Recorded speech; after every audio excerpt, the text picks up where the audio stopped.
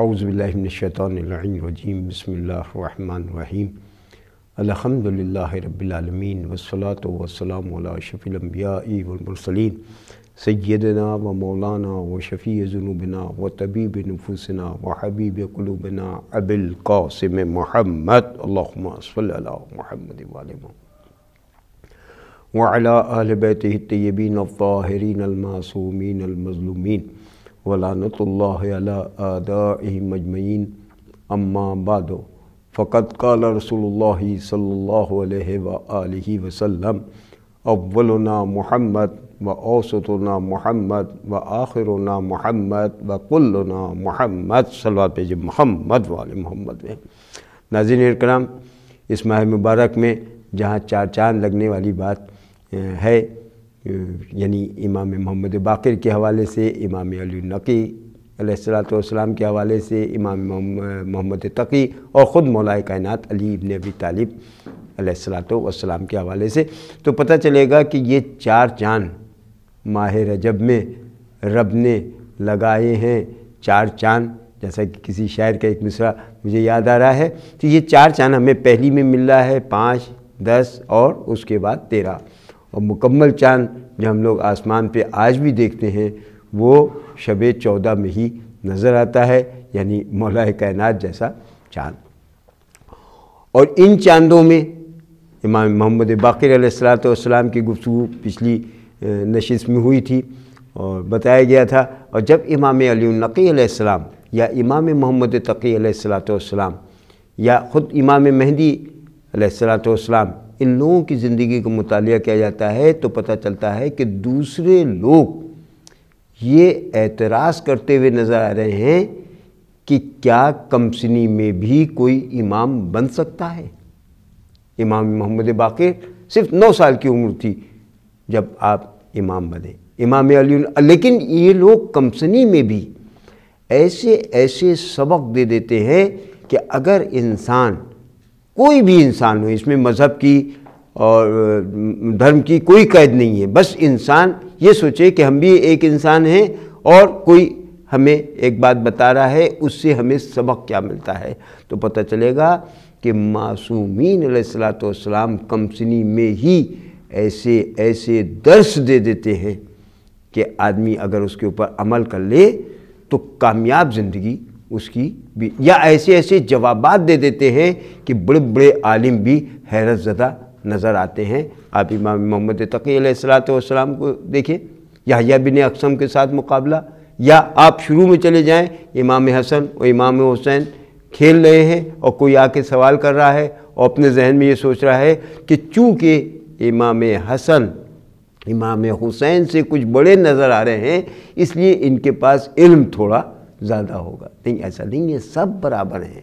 اولنا محمد و اوسطنا محمد و آخرنا محمد و کلنا محمد، سب کے سب محمد ہیں۔ تو جب امام علی نقی علیہ السلام یا امام محمد تقی علیہ السلام کو دیکھا جاتا ہے تو پتہ چلتا ہے کہ چھوٹے چھوٹے بچے کھیل بھی رہے ہیں اور آپ بھی ان بچوں کے بیچ میں ہیں۔ بادشاہ وقت کو آتا ہوا دیکھتے ہیں تو اور بچے تو فرار کر جاتے ہیں، لیکن یہ معصوم اپنے اپنے زمانے میں اپنی اپنی جگہ پہ کھڑے ہوئے نظر آتے ہیں۔ اور جب حاکم وقت سوال کرتا ہے کہ اور بچوں کی طرح تم کیوں نہ بھاگ گئے، تو کہا جا رہا ہے کہ میں نے کوئی غلطی تو کی نہیں، میں کیوں بھاگ جاتا، اور نہ ہی آپ کے جانے کے راستے میں کوئی رکاوٹ آ رہی ہے۔ کوئی اگر یہ کہہ رہا ہے کہ یعنی بہلول دانا کے حوالے سے کوئی یہ کہہ رہا ہے کہ ہم کیا تمہارے کھیلنے کا انتظام کر دیں، تمہارے لیے بھی کھیل کا کوئی سامان لا دیں،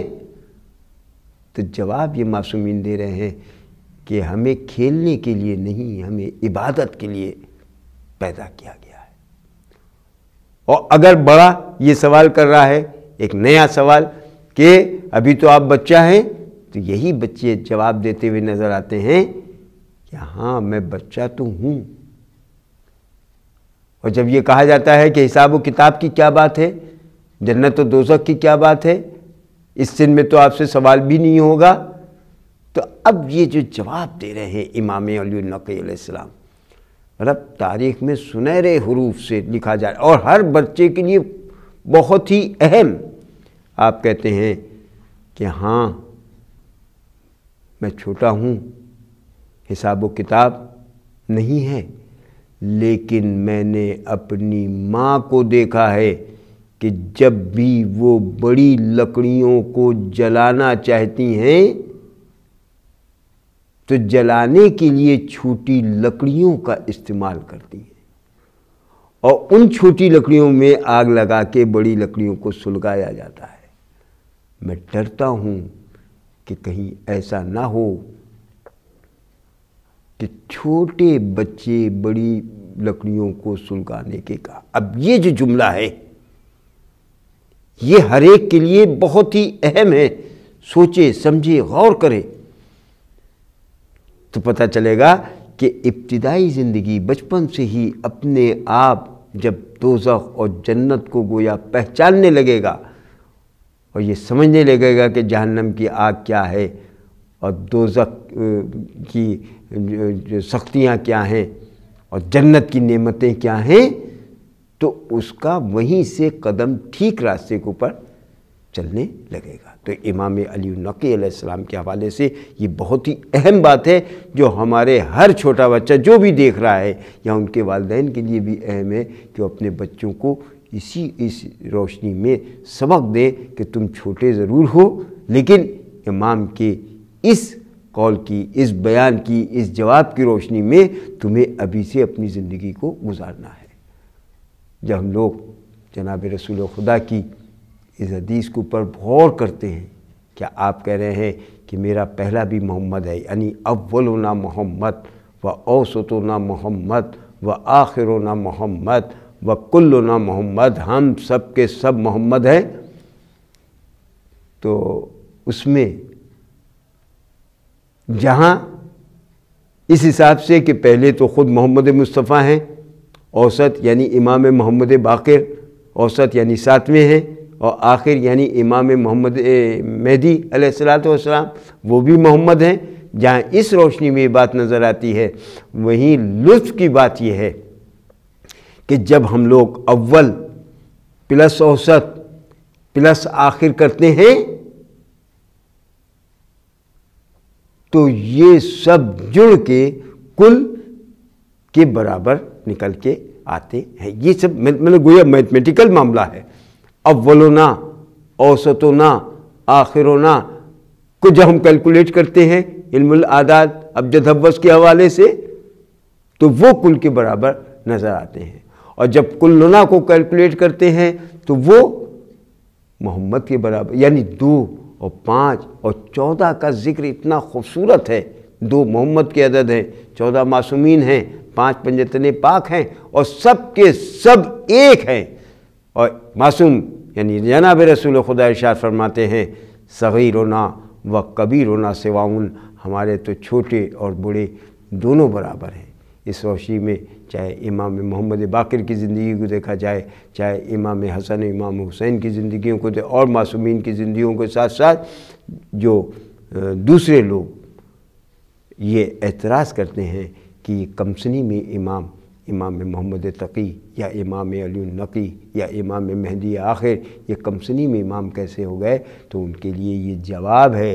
کہ ان کے ہاں چھوٹا بڑا نہیں، یہ تو امام پیدا ہی ہوتے ہیں. آج جہاں امام علی النقی علیہ السلام کی ولادت کی ہم لوگ خوشیاں منا رہے ہیں، وہیں ہم لوگ یہ طے کریں کہ معصومین کی زندگیوں کو دیکھتے ہوئے، ان کی حیات طیبہ کو دیکھتے ہوئے اپنی اور اپنے بچوں کی زندگی کو گزارنے کا عہد کریں، تاکہ سماج میں جہاں بھی نکل کے جائیں لوگ یہ کہیں کہ یہ معصومین کا، چاردہ معصومین علیہ السلام کا ماننے والا اور چاہنے والا ہے، جس کے لیے معصوم نے ارشاد فرمایا میرے لیے زینت کا سبب بنو اور تکون لنا زینن ولا تکون لنا شیئا، میرے لیے برائی کا سبب نہ بنو، میرے لیے عزت کا سبب بنو. آپ کو ایک بار پھر آج کی ولادت باسعادت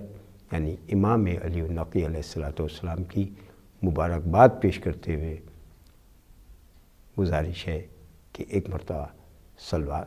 بھیجیں محمد و آل محمد پر۔ خدا حافظ، شکریہ۔